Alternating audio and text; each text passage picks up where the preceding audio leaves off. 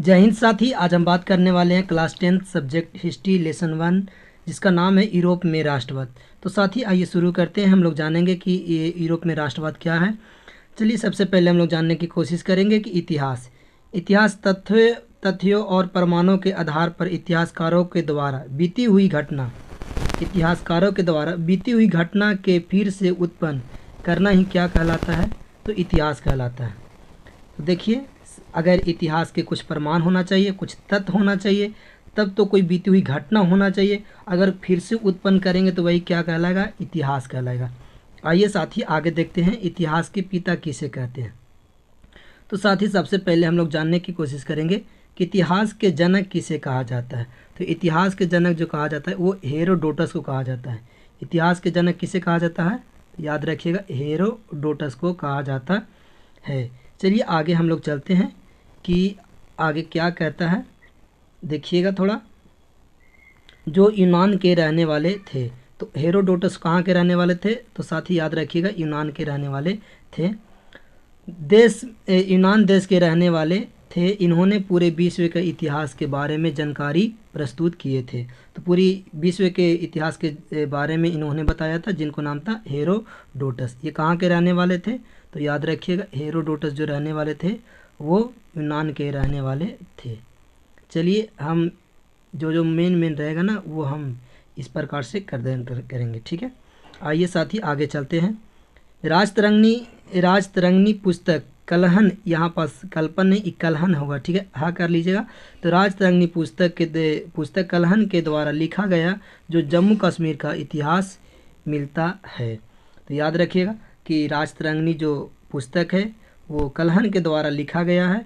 बताइए कहाँ का इतिहास मिलता है, तो बताइएगा जम्मू कश्मीर का इतिहास मिलता है। चलिए साथी सबसे पहले हम लोग जानेंगे चैप्टर 1 क्लास 10th यूरोप में राष्ट्रवाद। तो दोस्तों सबसे पहले हम लोग जानने की यह कोशिश करेंगे कि राष्ट्रवाद क्या है। राष्ट्रवाद एक ऐसी सामाजिक परिकल्पना है जिसमें किसी भी तरह से अपना अहम योगदान देश के प्रति लगाना, यानी कि अर्थात किसी भी देश का विकास करना ही राष्ट्रवाद कहलाता है। यदि अच्छा विचार, अच्छा व्यवहार, समझ गए, अपने देश के प्रति लगा देना, देश के प्रति अहम योगदान देना, उसी को तो हम राष्ट्रवाद कहते हैं।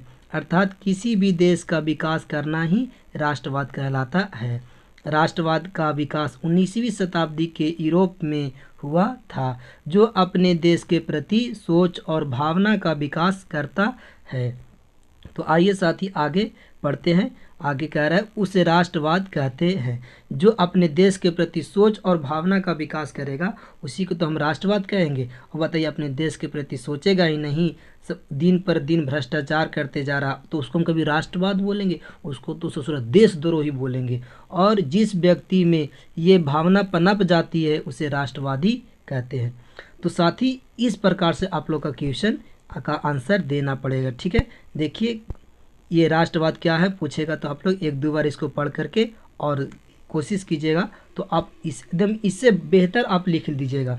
चलिए साथी आप लोग को ये सब PDF मिल जाएगा टेलीग्राम चैनल पर। तो टेलीग्राम चैनल पर न्यूटन क्लासेस सर्च करके और उसमें ज्वाइन हो जाइएगा। जितना भी PDF हम डालेंगे वहीं पास डालेंगे ये, और वहाँ पास आपको मिल जाएगा। चलिए सबसे पहले इससे जो रिलेटेड एक आध नंबर के क्वेश्चन बनता है, एक नंबर व ऑब्जेक्टिव, उसको भी देख लेंगे। सबसे पहले राष्ट्रवाद का भावना पनपा था, तो याद रखिएगा साथी वो फ्रांस में। कहाँ पनपा था, तो याद रखिएगा फ्रांस में, ठीक है। चलिए नेक्स्ट क्वेश्चन। फ्रांस के राजा के नाम था लुई सोलामा।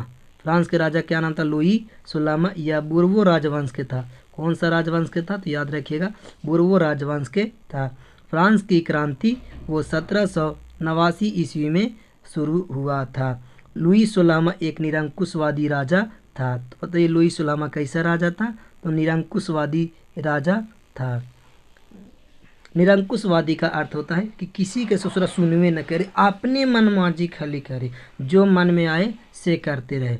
लुई सोलामा का शासनकाल में पादरी एवं कुलीन वर्गों को स्थिति बहुत अच्छा था। तो साथी क्वेश्चन पूछता है कि बताइए कि लुई सोलामा के शासनकाल में किन वर्गों का जीवन अच्छा बीत रहा था, तो पादरी एवं कुलीन वर्गों को जिंदगी बड़ा अच्छा बीत रहा था। तो साथी आप लोग का ये PDF इतना शानदार है कि आप लोग को पहली वाली भी उतना शानदार नहीं होगी जितना मस्त ये PDF है। आप लोग के टेलीग्राम चैनल पे मिल जाएगा। चलिए साथी आगे हम लोग चलते हैं। ये रहा आगे वाला नेक्स्ट क्वेश्चन।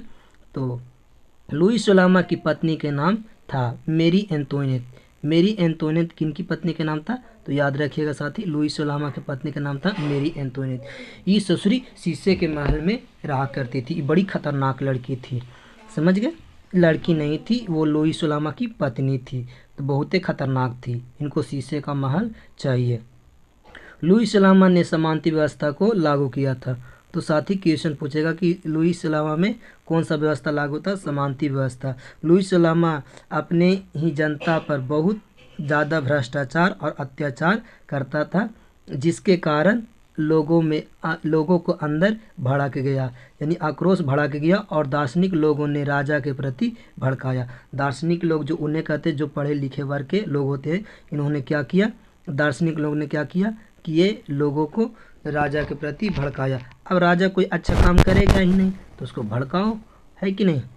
चलिए अब हम लोग साथी आगे चलते हैं। यही रहा आगे।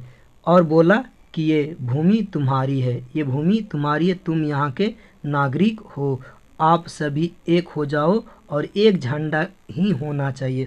क्योंकि उस समय अलग अलग सबका झंडा, अलग अलग जाति, अलग अलग सब एकदम बिखरे हुए थे। तो दार्शनिक लोगों ने कहा कि सारा मिल करके राजा के प्रति एक बढ़िया से जुट बनाओ और राजा को उखाड़ फेंको। ससुरा कुछ काम ही नहीं करता तो ऐसा राजा किस काम के रहेगा। चलिए आगे हम लोग चलते हैं। लुई सोलामा 1774 से 1793 तक इनका शासनकाल रहा था। 1774 से 1793 तक। आइए साथी आगे चलते हैं। लुई सोलामा का मृत्यु जो हो जाता है वो कब होता है? 21 जनवरी 1793 ईस्वी में, और इसे गिलोटन पर रख के काट दिया जाता है। कहाँ काची पर रख के काट दिया जाता है? गिलोटन पर रख के काट दिया जाता है। मुड़ी ससुरा दे देता है पकड़ के जनता के, जा इसको भुंजिया उंजिया बना करके चाइना में बेच देना, कर ली देना मेड इन इंडिया। समझ गए? चलिए ये क्वेश्चन पूछता है, देखिए ये क्वेश्चन इससे बना है, तो लेकर के आए हैं जो बिहार बोर्ड में पूछता है। कारक 1789 ईस्वी में फ्रांस की क्रांति का मुख्य कारण क्या है? बताइए उत्तर। इसका लिखने का तरीका देख लीजिए। 1717 सारा लोग तो हिस्ट्री पढ़ते हैं, लेकिन लिखने के लिए बड़ा सबको दिक्कत होता है। तो 1789 ईस्वी में फ्रांस की क्रांति का मुख्य कारण राजनीतिक, आर्थिक, सामाजिक, बौद्धिक कारणों को माना जाता है। फ्रांस की क्रांति के समय निरंकुशवादी शासक लुई सोलामा था।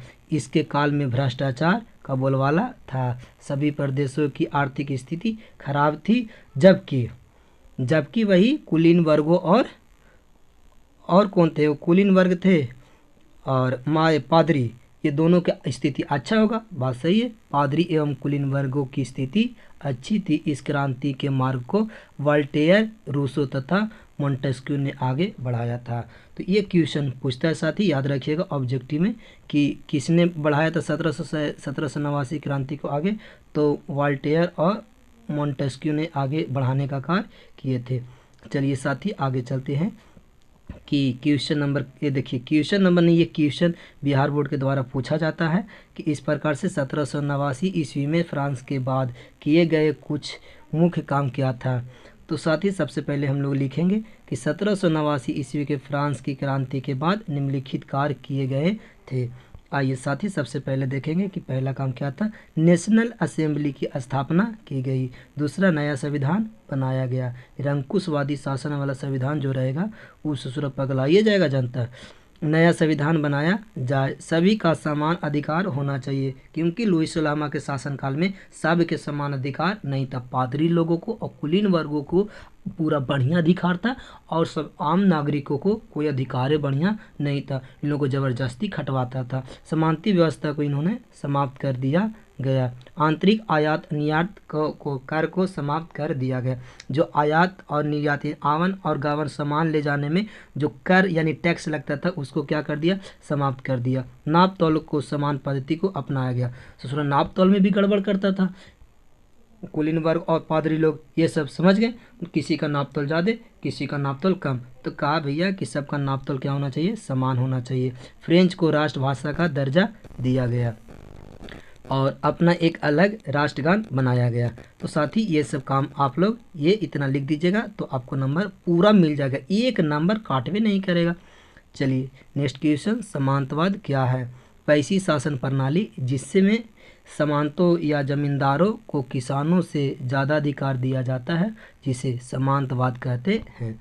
यानी कि वह शासन प्रणाली जिसमें सामंतों और जमींदारों को किसानों से ज़्यादा अधिकार दिया जाता है, उसे समांतवाद कहते हैं। आइए साथी नेक्स्ट क्वेश्चन ये देख लीजिए, मध्यम वर्ग से आप क्या समझते हैं? उत्तर में लिखेंगे, समाज के रहने वाले वैसे लोग जो अपना जीवन निर्वाह छोटे छोटे व्यापार एवं नौकरियों के माध्यम से करते हैं, उसे हम मध्यम वर्ग कहते हैं।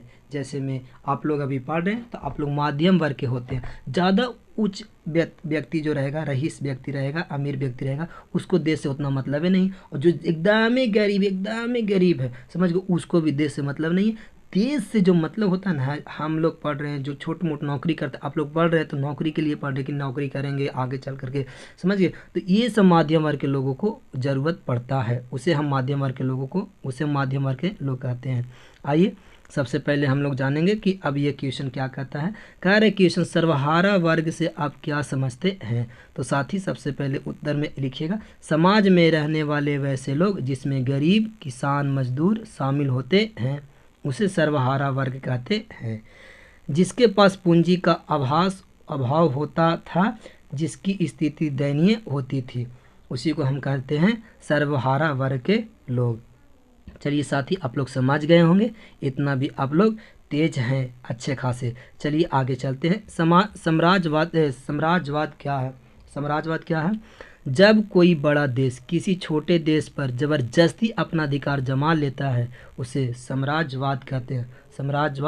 साम्राज्यवाद कहते हैं। साम्राज्यवाद का शाब्दिक अर्थ होता है शोषण करना।